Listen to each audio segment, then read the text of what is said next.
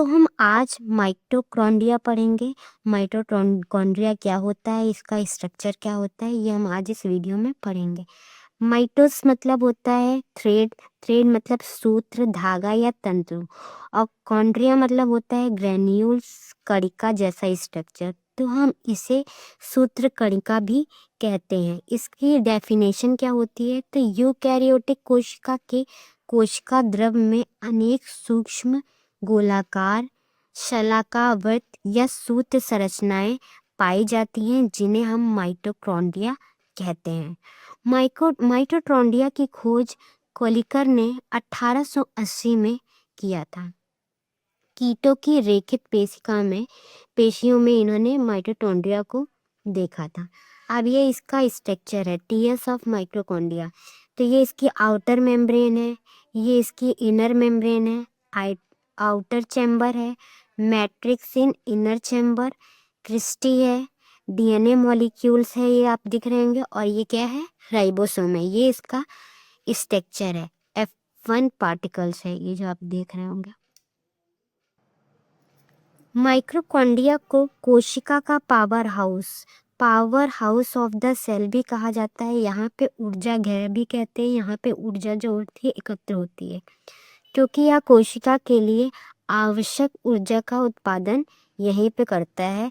तो इसलिए हम इसे क्या कहते हैं, power house of the cell भी कहा जाता है। माइटोकॉन्ड्रिया क्या है, तो माइटोकॉन्ड्रिया सेल के अंदर पाया जाने वाला एक महत्वपूर्ण ऑर्गेनेल्स है। जैसे कि हमने प्लांट सेल और एनिमल सेल में पढ़ा था कि हमारे जो ऑर्गेनेल्स होते हैं, जिसमें कि हमारा एक माइटोकॉन्ड्रिया भी एक ऑर्गेनेल्स होता हो, जो सेल का एक अंग होता है। यह बैक्टीरिया और नीली हरी शैवाल ब्लू ग्रीन एल्गी को छोड़कर लगभग सभी पौधे और जंतु की कोशिकाओं में पाए जाते हैं। ये किस में प्रेजेंट नहीं होते हैं, ब्लू ग्रीन एल्गी जो होती है उनको छोड़कर सभी एनिमल सेल और प्लांट सेल में ये माइटोकॉन्ड्रिया प्रेजेंट होते हैं। इसे पावर हाउस क्यों कहते हैं, ये क्वेश्चन अब आएगा कि इसको पावर हाउस ही क्यों कहते हैं, कोई और नाम क्यों नहीं दिया। तो जिस तरह एक पावर स्टेशन बिजली पैदा करता है, वैसा ही माइटोकॉन्ड्रिया भोजन और ऑक्सीजन का उपयोग करके ऊर्जा प्रदान करता है। तो इसमें जो हमारा भोजन क्या रहेगा, ग्लूकोज के रूप में होता है। ठीक है, तो ये हमारा इसीलिए हम इसे पावर हाउस कहते हैं, क्योंकि यहाँ पर क्या है, भोजन बनता है, इसलिए हम उसका उपयोग करके ऊर्जा प्राप्त होती है सेल में, इसलिए इसे हम पावर हाउस कहते हैं। एटीपी का उत्पादन, यह ऊर्जा एटीपी क्या होती है, एडेनोसिन ट्राइफॉस्फेट के रूप में उत्पन्न होती है। एडीपी के रूप में ये जो ऊर्जा रहती है वो उत्पन्न की जाती है। अब एनर्जी करेंसी क्या होती है, जिसे हिंदी में ऊर्जा मुद्रा कहते हैं। एटीपी को कोशिका की ऊर्जा मुद्रा भी कहते हैं, क्योंकि सेल अपनी सभी गतिविधियां जैसे चलना, सोचना, बढ़ना के लिए इसी एटीपी का उपयोग करता है, इसलिए हम इसे एनर्जी करेंसी भी कहते हैं। एनर्जी करेंसी क्यों कहते हैं, जो हमारा एटीपी है वो इसमें सेल में अपनी गतिविधियां दिखाता है, चलना कैसे है, सोचना कैसे, बढ़ना है, इसके लिए क्या एटीपी का उपयोग किया जाता है। अब आता है स्ट्रक्चर ऑफ माइटोकॉन्ड्रिया। तो स्ट्रक्चर हमने आपको बताया थे कि जो इसकी डबल मेम्ब्रेन होती है फर्स्ट, और सेकंड इसकी क्रिस्टी होती है, मैट्रिक्स होती है, स्वयं का डीएनए और राइबोसोम होता है। फिर से हम आपको एक बार स्ट्रक्चर दिखा देते हैं, इसमें क्या क्या होता है। तो ये राइबोसोम है, डीएनए मॉलिक्यूल्स प्रेजेंट हैं, ये आउटर मेम्ब्रेन है, ये इनर मेम्ब्रेन है, और ये आउटर चैम्बर है, ये मैट्रिक्स है इनर चैम्बर में, उसके बाद ये क्रिस्टी है, और ये हमारा F1 पार्टिकल्स है। इस तरह से हमारा माइटोकॉन्ड्रिया दिखता है। ठीक है, तो अब हम इस जो स्ट्रक्चर है इसको डिस्क्राइब करेंगे कि इस स्ट्रक्चर कैसे है। तो हमारी जो डबल मेम्ब्रेन है, दोहरी झिल्ली जिसे कहते हैं, इसकी दो परतें होती हैं। बाहरी झिल्ली चिकनी होती है, जबकि आंतरिक झिल्ली अंदर की ओर मुड़ी हुई होती है। ठीक है, उसके बाद क्रिस्टी, आंतरिक झिल्ली के इस मुड़ाव को क्रिस्टी कहते हैं। जो आंतरिक वाली देखेंगे, इसमें दो परतें होती है, बाहरी झिल्ली चिकनी होती है और आंतरिक झिल्ली अंदर की ओर मुड़ी होती है। तो जो ये मुड़ी हुई झिल्ली होती, इसी को हम क्या कहते हैं, क्रिस्टी कहते हैं। आंतरिक झिल्ली के इन मुड़ाव को हम क्रिस्टी कहते हैं। ये ऊर्जा पैदा करने वाले रासायनिक पदार्थ के लिए सतह क्षेत्र को बढ़ाता है, सरफेस एरिया को बढ़ाती है। पहले तो ये हमने बताया कि जो फर्स्ट डबल लेयर में जो आंतरिक वाली लेयर मुड़ी रहती है वो हमारी क्रिस्टी रहती है, और यहाँ पर ही जो है ऊर्जा पैदा की जाती है, और इसका ऊर्जा पैदा करके इसका जो सरफेस एरिया है वो बढ़ जाता है।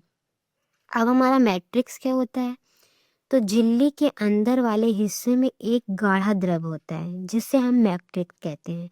जो ये मैट्रिक्स क्या है, ये वाला जो ये मैट्रिक्स है, इसी में ये जो गाढ़ा लिक्विड रहता है इसको हम क्या कहते हैं, मैट्रिक्स कहते हैं। झिल्ली के अंदर जो एक तरल पदार्थ होता है गाढ़ा, उसे हम मैट्रिक्स कहते हैं।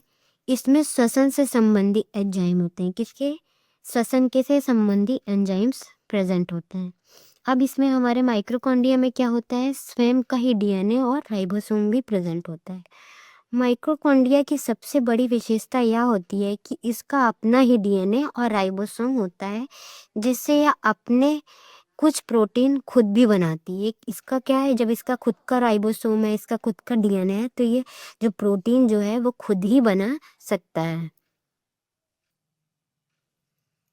तो हमने क्या बताया कि हमारे स्ट्रक्चर ऑफ माइक्रोकॉन्ड्रिया में क्या क्या मेन ये है, तो डबल मेम्ब्रेन होती है, क्रिस्टी होती है, मैट्रिक्स होता है, और स्वयं का ही डीएनए और राइबोसोम होता है, जो कि हमारा इसमें प्रोटीन खुद का बना सकता है, हमारा ये राइबोसोम। हम एक बार आपको फिर से स्ट्रक्चर दिखा देते हैं। तो देखिए हमारा ये इसका माइटोकॉन्ड्रिया का खुद का राइबोसोम और डीएनए मॉलिक्यूल है, जो कि ये खुद ही अपना प्रोटीन बना सकता है। ये इसकी आउटर मेम्ब्रेन है, ये इनर मेम्ब्रेन है, और ये मैट्रिक्स है जिसमें ये जो गाढ़ा तरल पदार्थ होता है ये हमारा ही मैट्रिक्स कहलाता है। ठीक है, और जो क्रिस्टी होती है ये आउटर लेयर की जो आंतरिक वाली जो लेयर का मोड़ होता है उसे हम इसको क्रिस्टी कहते हैं।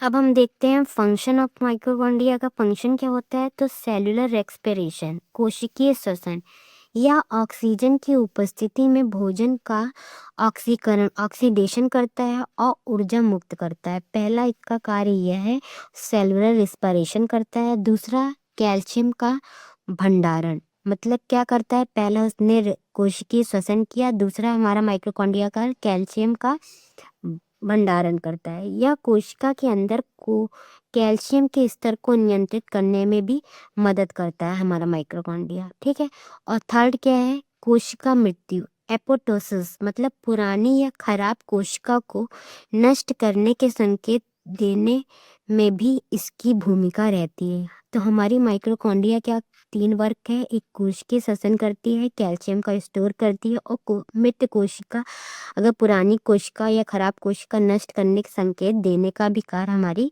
ये माइटोकॉन्ड्रिया का होता है।